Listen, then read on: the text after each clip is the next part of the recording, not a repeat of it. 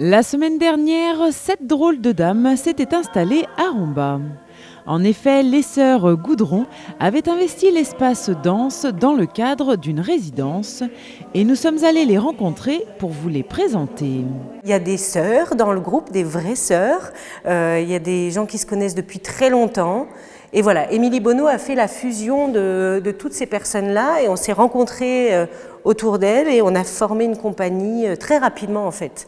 On s'est très vite sentis en confiance tout ensemble, on a eu très vite les mêmes envies artistiques, les mêmes désirs de création, désirs de chansons, voilà, désirs de challenge aussi personnel. Une fois je suis celle qui est chiante et puis le lendemain c'est quelqu'un d'autre.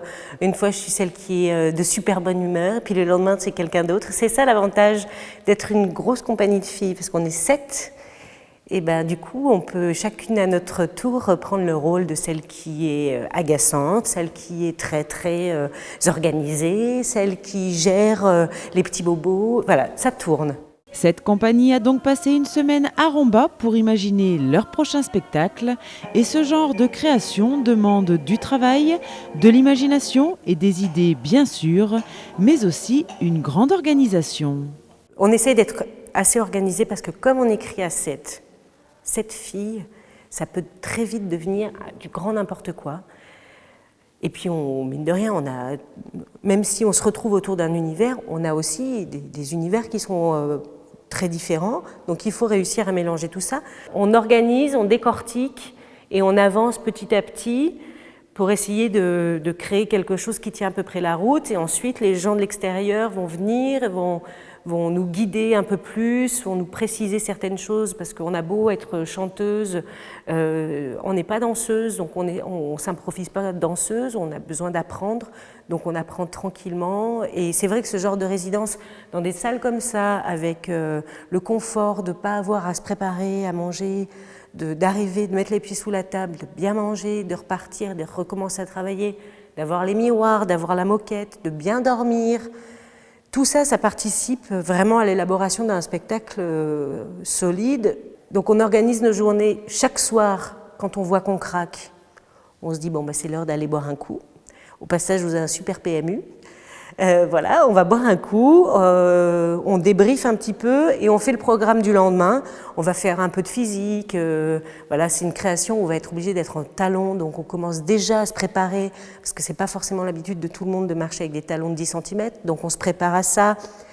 On s'échauffe physiquement, on s'échauffe vocalement, le début de la journée est toujours le même, et après on se fait un planning précis et on essaye de respecter ça. Ce nouveau spectacle s'intitule Dames de France. Il va donc évoquer l'élection des Miss, mais pas uniquement. Derrière cette facette de strass et de paillettes, de beauté et de gloire, se cache un univers bien différent que les sœurs Goudron ont souhaité décortiquer. On travaille autour du thème des Miss France, de la télé-réalité, du chauvinisme aussi. On essaye de mélanger un petit peu tout ce qu'on peut voir à la télévision, ce qui met de la poudre aux yeux des téléspectateurs. On prend tout ça, on essaye de le mettre à notre sauce et de proposer quelque chose autour de la manipulation, de l'image qu'on aimerait donner. Enfin voilà, il y a vraiment plein de thèmes qui se mélangent et qu'on a cristallisé autour des Dames de France parce que, en regardant les Miss France, on s'est dit quand même que ça mélangeait tout ça, les rêves des gens, les désirs de gloire, de popularité autour de la fête du boudin, mais aussi comment la bienséance et comment il faudrait que les gens soient pour que ça représente clairement une région, clairement un pays. Et puis ici, ça fait vraiment écho avec l'actualité.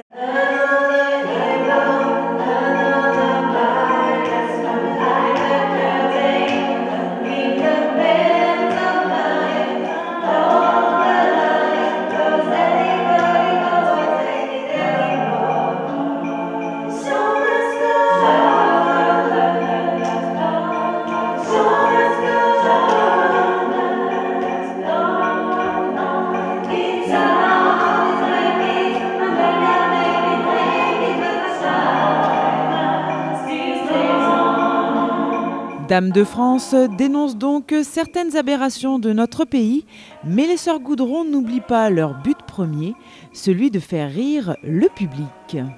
Pas qu'on aime forcément dans nos spectacles dénoncer quelque chose, mais si le propos peut être un peu intéressant et qu'on peut sortir de là en ayant bien rigolé, parce que c'est quand même le but pour nous du spectacle, de faire rire les gens, de se moquer un peu de nous-mêmes, de se moquer aussi de la société dans laquelle on vit.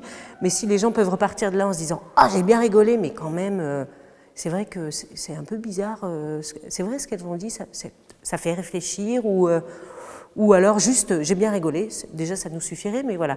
On se rend compte qu'en travaillant sur un thème et en décortiquant un thème, on a bouffé de la télé-réalité, en veux-tu, en voilà. C'est épouvantable ce qu'on voit sur notre télé aujourd'hui, c'est vraiment épouvantable.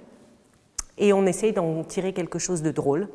Des fois c'est facile et des fois c'est quand même plus compliqué que ce qu'on imagine. Et pour rire avec elles, il faudra attendre un peu car aucune date n'est fixée, mais elles reviendront rapidement à Romba, ça c'est sûr. On travaille beaucoup sur l'échange de bons procédés. C'est-à-dire que voilà, nous, on est accueillis pendant quelques jours chez vous. Et ben, on reviendra vous faire notre premier spectacle pour rencontrer les gens, et puis parce que c'est sympa chez vous. Donc voilà, on va revenir. On ne sait pas encore quand, mais on reviendra cette année, ça c'est sûr. Vous allez nous remarquer parce qu'en plus, on est assez colorés. Il suffit d'aller regarder sur Internet, vous allez nous voir. Ça vous donnera envie de venir nous rencontrer pour de vrai. Voilà, vous allez nous voir parmi le paysage, tout de suite on va faire un petit peu de tâche peut-être, mais c'est le moyen qu'on a trouvé pour se faire remarquer.